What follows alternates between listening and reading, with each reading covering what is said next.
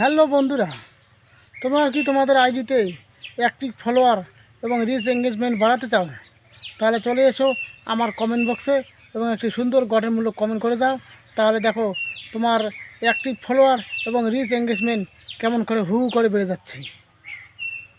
আসলে কি কথাটা সত্যি, কতটা সত্যি এবং কতটা যুক্তিসম্মত তা তুলে ধরবো আজকের এই ভিডিওতেই।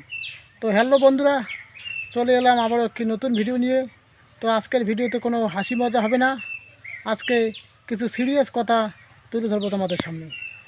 তো কিছু কিছু ক্রিয়েটর বলে যে যদি রিচ এঙ্গেজমেন্ট বাড়াতে চাও তাহলে ভিডিওটাকে উপরে টানবে না। তাহলে কি উপরে টানবো না, যেটা আমার ভিডিও যেটা দেখার ইচ্ছে হবে না আমি সেটাও দেখবো, সেটাতেও কমেন্ট করব? এটা কোনো কথা? আমার যে ভিডিওটা পছন্দ হবে আমি সেটাই দেখব, সেটাই লাইক করব এবং সেটাতেই কমেন্ট করব। যদি খুব ভালো লাগে একটা শেয়ারও হতে পারে, তাই না? কিন্তু যে ভিডিও সামনে আসবে আমি সেই ভিডিওতে লাইক কমেন্ট করব, তাহলে আমার রিচ এঙ্গেজমেন্ট বেড়ে যাবে, এটা কোনো কথা? বন্ধুরা, এটা একদম ডাহা মিথ্যা কথা। যে সমস্ত ক্রিয়েটাররা এই কথাটা বলতেছে, এটা ওরা নিজেও জানে যে এটা মিথ্যা কথা, ঠিক আছে? শুধুমাত্র ছোটো ক্রিয়েটারদেরকে ব্যবহার করে, এরা ছোটো ক্রিয়েটারদেরকে বিভ্রান্ত করার জন্য এসব কথা বলে, ঠিক আছে? আমি ইউটিউবে এবং ফেসবুকেও অনেক অনেক ভিডিও দেখার পর যেটা আমি বুঝতে পেরেছি যে রিচ এঙ্গেজমেন্টটা নির্ভর করে তোমার নিজের ভিডিওতে কতগুলো কমেন্ট হলো, কতগুলো লাইক পড়লো এবং কয়টা শেয়ার হলো, তার উপর ক্যালকুলেট করে, ঠিক আছে, রিচ এঙ্গেজমেন্টটা হয়। এবার অন্যের ভিডিওতে তুমি কতগুলো কমেন্ট করলে, অন্যের ভিডিওতে তুমি কতগুলো লাইক দিলে, অন্যের ভিডিও কতটা শেয়ার করলে, তার উপর কিন্তু তোমার রিচ এঙ্গেজমেন্ট বাড়বে না।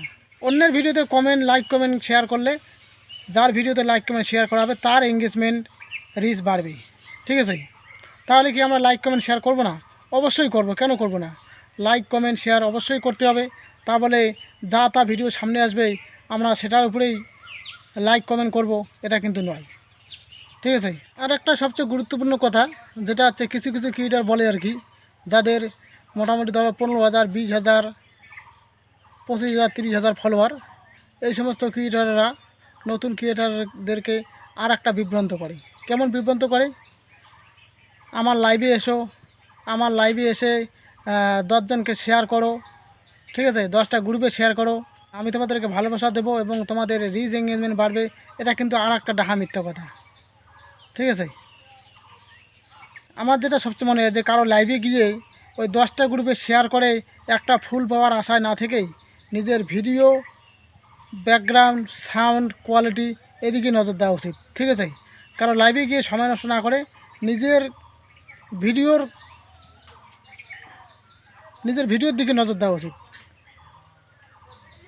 তাহলে আমার মনে হয় তাহলে নেট ফলোয়ার এঙ্গেজমেন্ট যা আছে সব বাড়বে, ঠিক আছে? তোমার ভিডিও কোয়ালিটি যদি ভালো থাকে তোমার ভিডিও একদিন না একদিন ভাইরাল হবেই। ওই সমস্ত আলতু ফালতু ওই ক্রিয়েটারের কথায় কান না দিয়ে নিজের ভিডিওর দিকে ফোকাস দাও। আজ থেকে আমি এটাই করব, আপনারা কি করবেন সেটা আপনাদের ব্যাপার। তো যাই হোক বন্ধুরা, যদি ভিডিওটা ভালো লাগে থাকে লাইক কমেন্ট শেয়ার তো হবেই।